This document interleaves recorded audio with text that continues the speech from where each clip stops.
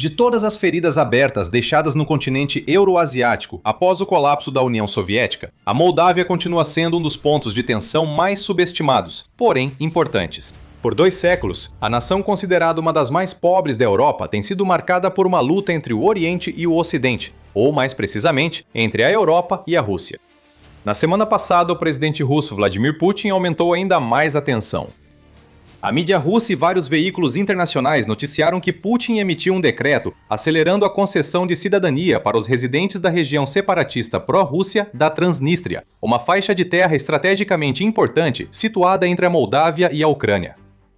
A medida inflamou as tensões que vêm aumentando dramaticamente desde o início do ano e provocou uma resposta dura da presidente da Moldávia, Maia Sandu.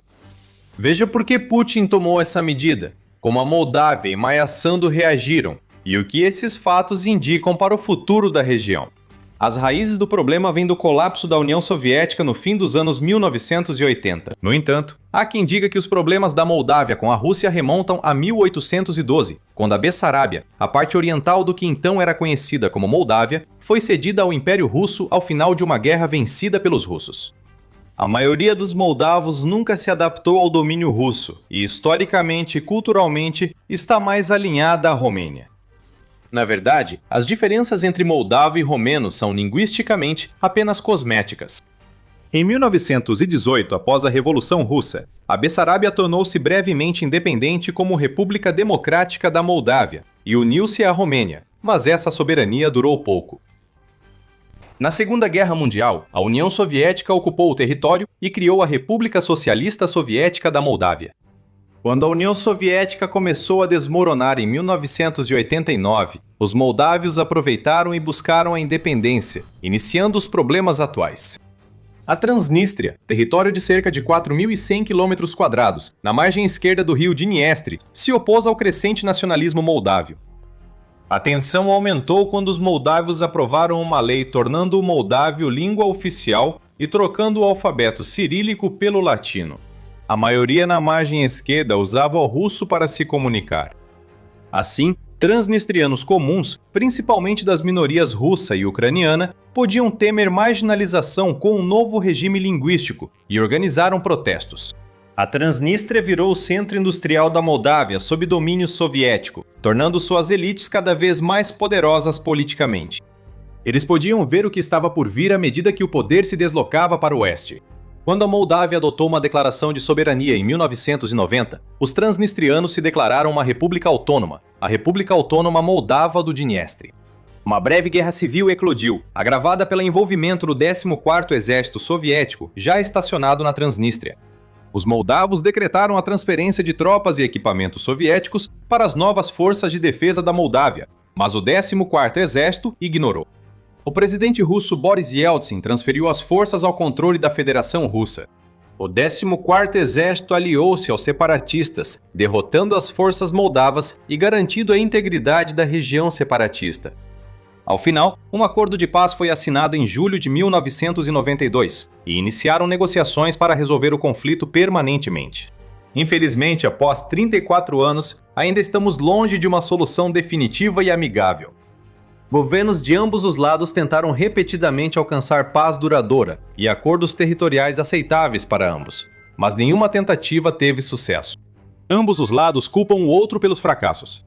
Mas o crucial é que a Transnistria continua sendo uma região fortemente dominada pela Rússia.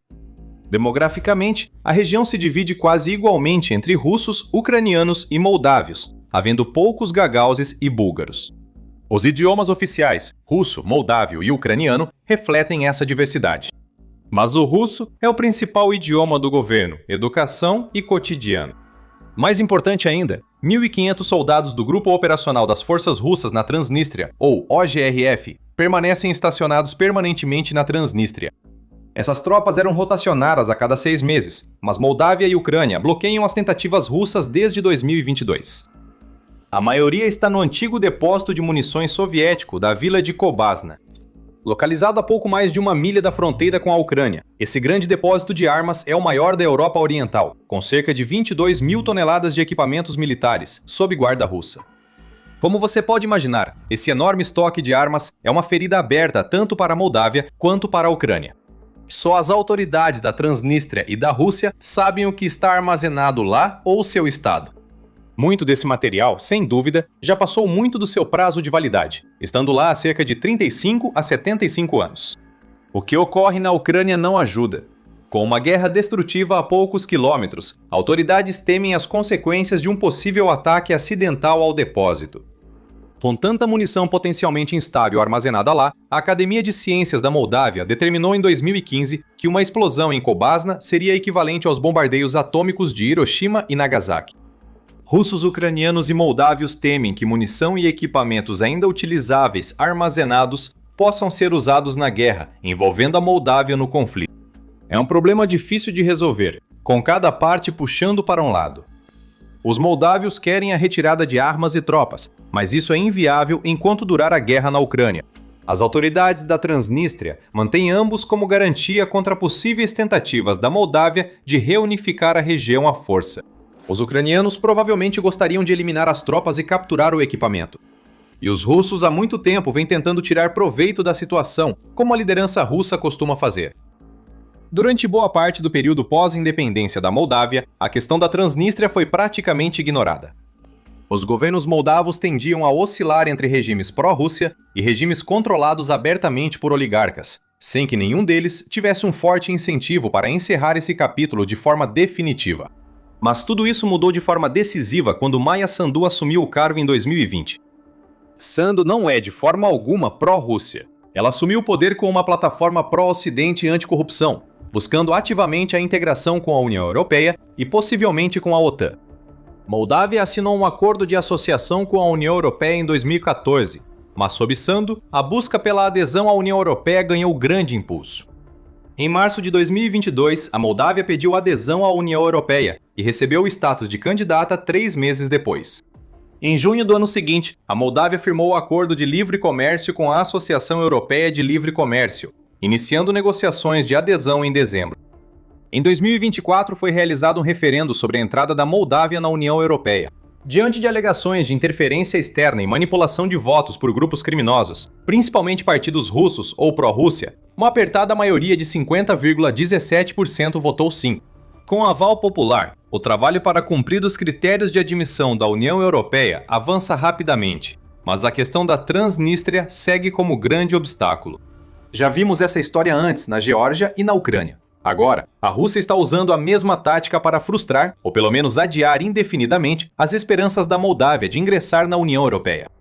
Veja como essa estratégia funciona. Para cumprir os critérios de Copenhague, posteriores a 1993, a Moldávia precisa demonstrar democracia estável, economia de mercado funcional e capacidade de aplicar as leis da União Europeia em todo o território. Como outros ex-estados soviéticos, herdou uma economia não baseada no mercado e marcada pela corrupção. Como em muitos desses estados, oligarcas ocuparam um espaço deixado pelos comunistas, ampliando a corrupção, a desigualdade e a ilegalidade. Superar esses grandes problemas estruturais não é fácil para a nação mais pobre da Europa, mesmo com o apoio da União Europeia e do Programa das Nações Unidas para o Desenvolvimento. A Ucrânia pode ter a duvidosa honra de possuir o menor salário médio da Europa, e a Macedônia do Norte, Montenegro, Andorra e San Marino podem ter PIBs menores. Mas em relação à medida mais importante, o PIB per capita com base na paridade do poder de compra, a quantidade de PIB gerada por pessoa na moeda local, a Moldávia está entre os mais baixos de toda a Europa. Para atender aos critérios de Copenhague, a Moldávia deve avançar na reforma judicial, fortalecer o Estado de Direito, combater a corrupção e concluir a desoligarquização, tarefa que não é fácil. O país também precisa alinhar sua legislação em todos os 35 capítulos de negociação, aprimorar a administração pública e garantir a cibersegurança e a independência energética. Além disso, essas medidas devem ser aplicadas em todo o território do país candidato. A questão da Transnistria é o principal obstáculo para a Moldávia entrar na União Europeia. Não é possível garantir a aplicação dos requisitos da União Europeia em todo o território quando uma parte estrategicamente importante está de fato fora do controle do país. Não perca tempo vendo vídeos que só repetem as manchetes como todos. Aqui no The Military Show trazemos para você as histórias mais importantes e explicamos exatamente por que elas são relevantes. Inscreva-se no canal se quiser ficar por dentro do que está acontecendo no mundo militar e nos assuntos geopolíticos. A União Europeia indicou que ter uma região autônoma como a Transnistria não impede por si só a adesão à UE. Chipre, Reino Unido e Alemanha Ocidental entraram na União Europeia apesar de disputas territoriais em curso. Chipre segue dividido atualmente.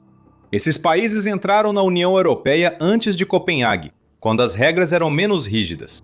Portanto, a resolução do caso da Transnistria, de uma forma ou de outra, é uma das principais prioridades para Sandu enquanto ela conduz seu país para o Ocidente. Como ela pretende conseguir isso?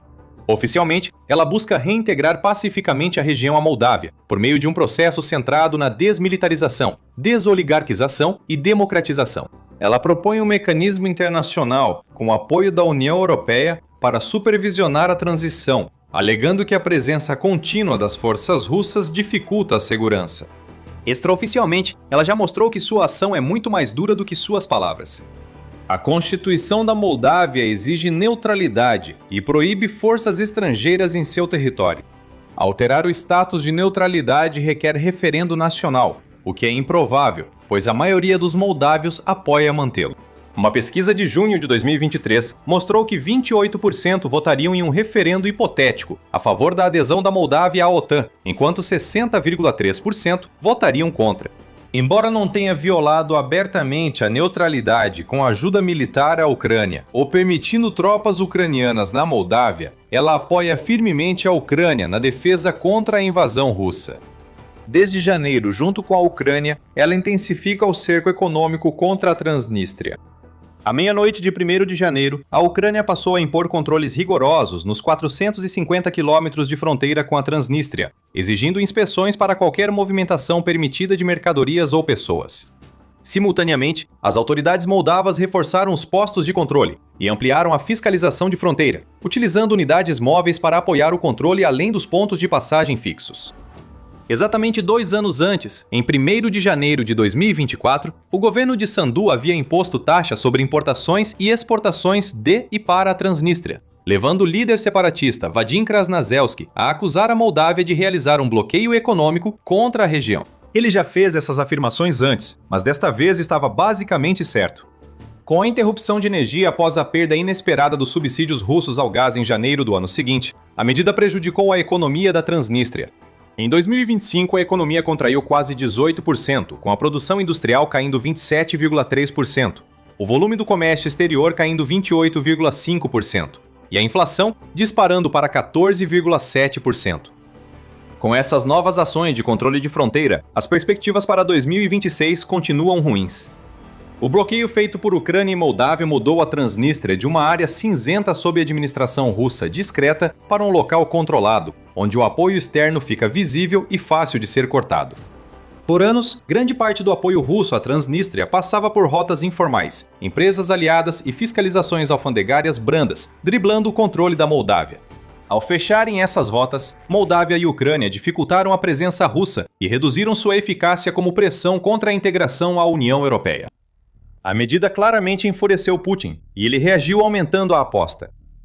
Primeiro, ele facilitou o envio legal de forças russas ao exterior. Em 13 de maio, a Duma de Estado russa aprovou uma lei que lhe dá autoridade para enviar tropas russas ao exterior para proteger cidadãos russos presos, detidos ou processados por tribunais estrangeiros ou órgãos internacionais não reconhecidos por Moscou. Moscou não reconhece o governo em Kiev como legítimo e pode em breve retirar o reconhecimento ao governo de Sandu. A porta-voz do Ministério das Relações Exteriores da Rússia, Maria Zakharova, afirmou que a medida era, pelo menos em parte, voltada diretamente a Chisinau. Qualquer agressão contra nossos compatriotas na Transnistria terá resposta imediata e adequada, afirmou ela em coletiva, acrescentando que Moscou usará todos os meios necessários para garantir a segurança da população local. 2 dias depois, em 15 de maio, Putin sancionou lei que agiliza pedidos de cidadania para residentes da Transnistria. A lei permite que maiores de 18 anos obtenham cidadania russa sem precisar comprovar conhecimento da língua, história ou legislação russas, requisitos normalmente rigorosos. Eles também ficarão isentos de morar 5 anos na Rússia antes de pedir cidadania. Sandu definitivamente reagiu à notícia. O decreto de Putin afirma que a decisão visa proteger os direitos e as liberdades de indivíduos e cidadãos com base nos princípios e normas do direito internacional geralmente reconhecidos. Sandu rejeita totalmente isso. Ela afirma que o Kremlin tenta mobilizar secretamente a população local para reforçar suas forças na invasão em larga escala da Ucrânia pela Rússia. Ela afirma que Moscou usa a política de passaportes para pressionar Chisinau, enquanto a Moldávia busca reintegrar a região. Ela afirma com confiança que isso não vai funcionar, pois a maioria dos transnistrianos quer ser moldavo e entrar na União Europeia. Em uma entrevista abrangente à RFDW, ela disse: "Eu acredito que aqueles que queriam a cidadania russa provavelmente já a conseguiram no passado, mas também não vejo por que as pessoas iriam querer a cidadania russa atualmente. Ao contrário, muitas pessoas sem passaporte moldavo agora já o possuem. As pessoas preferem ser cidadãos da União Europeia, não da Rússia."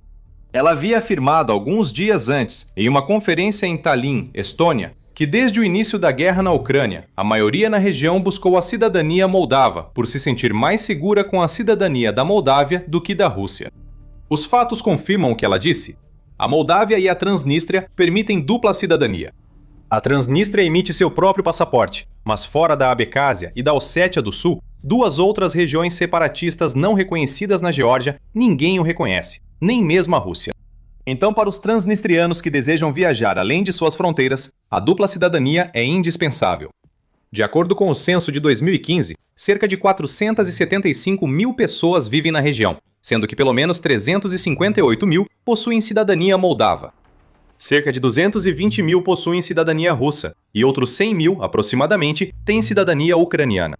Uma conta simples mostra que muitos possuem mais de um passaporte. Os pedidos de passaportes moldavos na margem esquerda estão aumentando, e Sandu provavelmente acerta ao dizer que a perspectiva de adesão à União Europeia é um fator importante.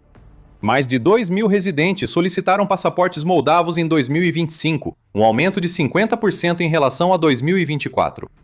Mas olhando um pouco mais para trás, entre 2022 e 2023, o governo informou que 38.040 passaportes haviam sido emitidos, sugerindo uma queda significativa recentemente.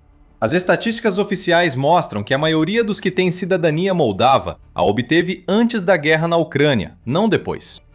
Embora seja verdade que 2022 e 2023 registraram um aumento nos pedidos, 330.538 residentes, bem mais de 90% do total atual, já haviam recebido seus passaportes moldavos até o final de 2020. Para ser justo, sem ignorar a gravidade da rápida concessão de cidadania, essa situação tem um certo tom de farsa. A Romênia há muito tempo oferece cidadania facilitada a moldavos com base na história e na ancestralidade em comum. A decisão é comparável em efeito, se não em intenção geopolítica, à lei da Rússia para os transnistrianos. O artigo 11 da lei romena permite cidadania facilitada a moldavos que provem descendência de cidadãos romenos ou bessarabianos, sobretudo de cidadãos que viviam na região antes de 1940. Esse processo costuma durar de 2 a 3 anos, com isenção de residência e idioma para muitos candidatos.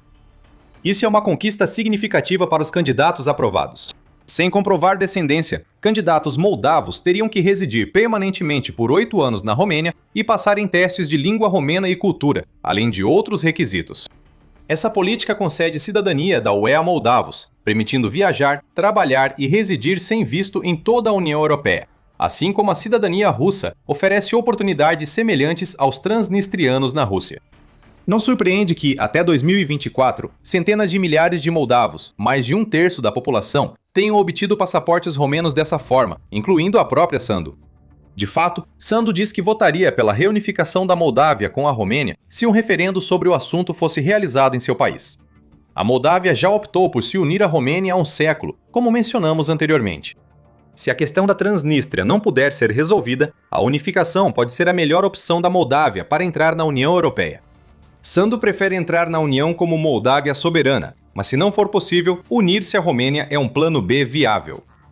Como ela disse à RFDW, podemos nos unir à Romênia na União Europeia. E não é só nossa crença, a maioria na Moldávia apoia a integração à UE. Alguns apoiam a unificação com a Romênia.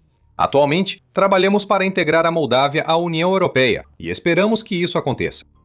Se isso não ocorrer por algum motivo, vamos avaliar outras opções. O objetivo principal é manter a paz e a Moldávia no mundo livre. O tempo mostrará quantos transnistrianos aceitarão a oferta de Putin, se serão enviados rapidamente ao moedor de carne, como diz Sandu, e como ficarão as aspirações da Moldávia de entrar na União Europeia. Por enquanto, a situação está claramente escalando rapidamente. Vamos ficar de olho e analisar os acontecimentos à medida que eles ocorrerem, é claro.